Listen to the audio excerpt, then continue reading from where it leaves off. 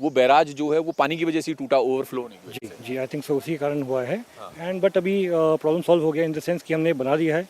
अब now the condition have been created for the PWD and all to repair that gate.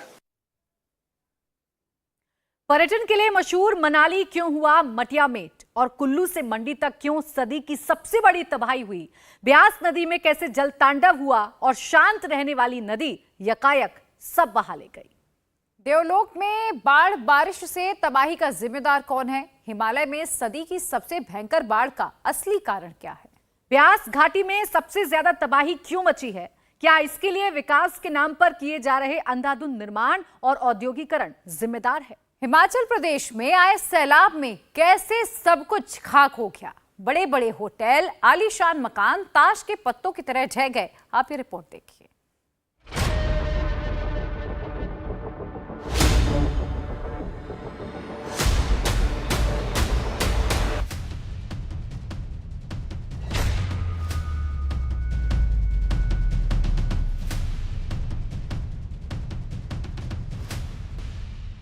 देवलोक की बर्बादी का जिम्मेदार कौन? हिमाचल पर क्यों क्रोधित हुई ब्यास? ब्यास ने किस गुनाह का लिया इंतकाम? पहाड़ों में एक कहावत है, नदी कभी अपना रास्ता नहीं भूलती। हर 5 से 10 साल में वो अपने पुराने रास्ते को तलाशते हुए आती है। जो उसके रास्ते में आता है, नदी उसे कभी नहीं छोड़ती।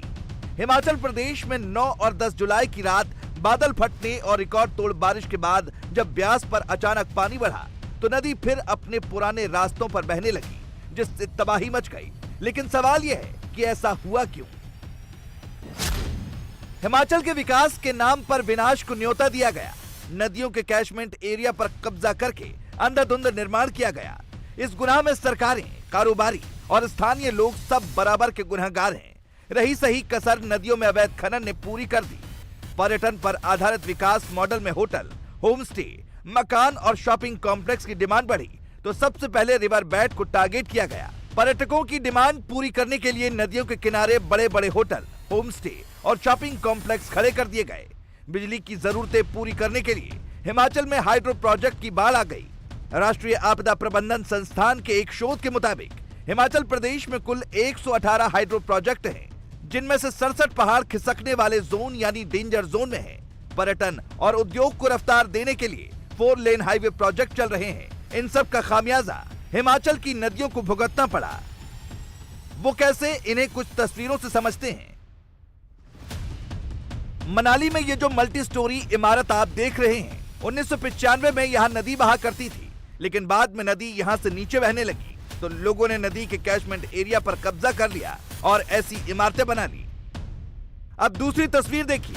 ये जो कंक्रीट की टूटी हुई सड़क आप देख रहे हैं, यहाँ पर पहले ब्यास नदी बहती थी। अब तीसरी पिक्चर देखिए, जहाँ टूटे फूटे पत्थर पड़े हैं, वहाँ कुछ दिन पहले सरकारी स्कूल था और कोने में जो स्ट्रक्चर आप देख रहे हैं, यहाँ आलू मंडी थी। लेकिन सरकारी स्कूल और आलू मंडी दोनों जहाँ बनाए गए थे, वहाँ पहले ब्यास नदी बहती थी। खेमराज जी हैं, इनकी उम्र जो है वो 58 साल है। इसी गांव के बाशिंदे हैं, इसी ब्यास की नदी में खेल कूद कर बड़े हुए हैं। भौगोलिक स्थिति क्या थी पहले यहाँ पे? पहले ही तो सर ऐसा ही था, बहुत मकान चले गए 95 के फ्लड में भी सारा नुकसान हुआ था उस टाइम भी। उसके बाद दूसरी बारी बनने थे, अब बहुत ज्यादा नुकसान हो गया। उस टाइम गाड़ी मोटर उतने कम थे, अब ज्यादा थे, अब ज्यादा बह गए। यहाँ से रेत बजरी सब खोलना शुरू कर दिया लोगों ने। चोरी बिजारी सब है। 7,000 रुपए टिप्पर, 8,000 रुपए टिप्पर बिक रहे लोगों के।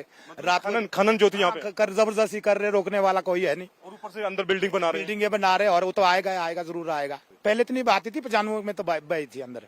उसके बाद ये नदी का रास्ता हुआ, फिर उसके बाद पारे से चले गई, फिर रास्ता बन गया था, फिर चले गया। तो ये जो रोड बना यहाँ पे, ये भी रिवर बेल्ट के ऊपर ही बना हुआ सारा? हाँ, तो रिवर बेल्ट के ऊपर ही है। जब रिवर यहाँ से चल रहे थे उसके बाद ही बना, तो रिवर बेल्ट के ऊपर ही हुआ। तो इसीलिए नुकसान सबसे ज्यादा यहाँ पे हुआ। चलो नुकसान तो और जगह भी हुआ, पर यहाँ पे बहुत ज्यादा हो गया। ज्यादा इसीलिए हुआ क्योंकि रिवर बेल्ट के ऊपर सारा निर्माण हो गया और जब पानी आया, पानी को जगह चाहिए थी, उसने अपना रास्ता ढूंढ लिया। फिर आना वो भूल गई थी। हाँ, जो भूल गए थे उसने तो अपना रास्ता देख लिया। फिर इसीलिए अपना घर का रास्ता कोई नहीं बोलता ना सर, वही बात आई ना। धीरे धीरे बारिश कम होने लगी और नदी दूर चली गई। मनाली में प्रशासन और लोगों ने नदी के छोड़े गए किनारे पर स्कूल, आलू मंडी और तमाम बिल्डिंगें बना दी।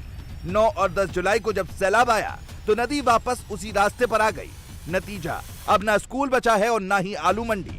1995 में भी ब्यास में बाढ़ आई थी, तब भी नदी इस रास्ते पर लौटी थी, लेकिन ऐसी तबाही नहीं मचाई थी जितनी इस बार मचाई है।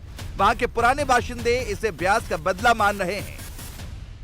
रिवर अपना रुख बदलती रहती, कभी इस साइड 25-30 साल के बाद कभी पीछे जाती, कभी आगे। है तो लोगों की अपनी पर्सनल जमीनें हैं, तो छोड़ के भी नहीं जा सकते। हाईवे पर लोग बिजनेस तो चलाएंगे, फिर ब्यास का जो अपना वो है तो वो तो ये हिसाब कर लेती है कभी न कभी। तो ये तो सरकार की भी गलती है ना, हर अफसर अपना जेब भरता, तुम जो मर्जी करते रहो, ये गलत चीजें है ना। जब बोलो घर का मालिक चोर होगा तो उसके बच्चे भी वैसे ही होंगे ना। सरकार में ऐसे लोग बैठे हर उसमें कि करप्शन। जब मनाली में पार्किंग के लिए जगह नहीं है, फिर इतनी गाड़ियां क्यों नहीं सरकार रोकती कि भाई यहाँ पर जगह नहीं, बंद कर दो गाड़ियां भी से, या उनसे पहले ये ले लो कि भाई पार्किंग अपनी गाड़ियों की रखो। वो कुछ नहीं है, सारे निर्माण करवा देना अवैध ही वो है ना, सरकार ही अवैध करा रहे। जो अफसर बैठे सारे यही तो करवाते नहीं है क्या? अपना उल्लू सीधा हो गया, तुम जहाँ मर्जी जाओ। उसके बाद प्रशासन और लोगों को पता था कि नदी कभी भी वापस लौट सकती है, लिहाजा उसे रोकने के लिए कंक्रीट की ऊंची दीवारें खड़ी कर दी गईं और मान लिया गया कि नदी उसे तोड़कर दोबारा अपने पुराने रास्ते पर नहीं आ पाएगी। लेकिन इस बार बारिश ज्यादा हुई तो नदी उन दीवारों को तोड़ते हुए पुराने रास्ते पर लौट आई। पुरानी कहावत है कि जब बाढ़ ही खेत को खाने लगे तो खेत बेचारा क्या करे। ये कहावत मनाली में आई बाढ़ पर बिल्कुल स्टिक बैठती है। इसके पीछे की वजह यह है कि लोगों ने जो अपने घर बनाए वो रिवर बेल्ट में ही बना डाले। ये आप देख सकते हैं तस्वीर, ये पूरा एक घर है, कंस्ट्रक्शन है जो नदी के आज सैलाब में पूरी तरह से बह गया। पीछे खंडर की तस्वीरें जो हैं वो आप देख सकते हैं, पिलर पड़े हैं, सरिये पड़े हैं। और सामने अगर आपको मैं तस्वीर दिखाऊं तो ये आप देखिए, ये नदी का पुराना रास्ता है। जब 1995 में भी बाढ़ आई थी तो इसी रास्ते से चीरती हुई, उस समय कंस्ट्रक्शन कम थी लिहाजा नुकसान कम हुआ था। लेकिन अब क्योंकि 28 साल बाद अब यहाँ पे कंस्ट्रक्शन बहुत ज्यादा हो गई, लिहाजा नदी के जद में जो भी आया उसके तोड़ते हुए चली गई। यहाँ पर सरकारों की भी गलती है कि यहाँ पे उन्होंने नेशनल हाईवेज बना डाले। ये सामने जहाँ पर आप महिलाएं देख रहे हैं ये पूरा नेशनल हाईवे था, यहाँ ये भी रिवर बेल्ट में ही बना हुआ है। उसके बाद मैं आगे आपको तस्वीर दिखाऊं तो ये आप देखेंगे, ये सामने आप घर है, ये घर भी पूरी की पूरी तरह से ये रिवर बेल्ट के अंदर ही बना हुआ है। और ये तो आम लोगों की बात थी, लेकिन सरकारों की अगर हम आपको हकीकत दिखाएं तो ये सामने आप जो मंडी का एरिया देख रहे हैं ये सरकारी शेड हैं, ये भी बिल्कुल नदी के बीच में ही बने हुए हैं।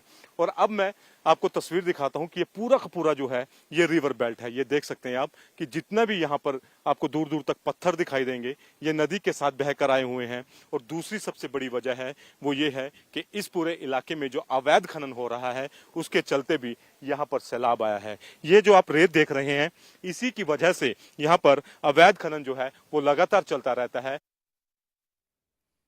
और इस वक्त दिल्ली के कई इलाकों में तेज बारिश हो रही है। आईटीओ और सेंट्रल दिल्ली में फिर से पानी भर रहा है। यमुना में बाढ़ की वजह से आया पानी उतरा नहीं था और अब नई मुसीबत सामने आ गई है।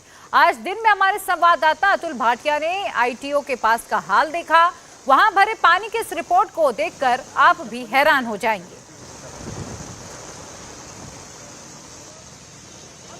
आईटीओ के फुट ओवर ब्रिज पर मौजूद हैं और आईटीओ के हालात मैं आपको दिखाना चाहूंगा किस तरीके के हालात यहां पर हैं। बाढ़ का पानी जो है वो आईटीओ की सड़कों पर है। शनिवार सुबह का ये दृश्य हम आपको दिखा रहे हैं किस तरीके के हालात हैं। गाड़ियां किस तरीके से पानी के अंदर से निकलकर यहां पर आ रही है। और ये जो सड़क है ये पूर्वी दिल्ली को सेंट्रल दिल्ली से जोड़ती है। आईटीओ दिल्ली ही नहीं देश के सबसे व्यस्तम चौराहों में से एक है और यहाँ के मैं हालात दिखाऊंगा। शनिवार है इसलिए ट्रैफिक थोड़ा कम है, लेकिन पानी देखिए, बाढ़ के हालात देखिए, सड़कों पर पानी है।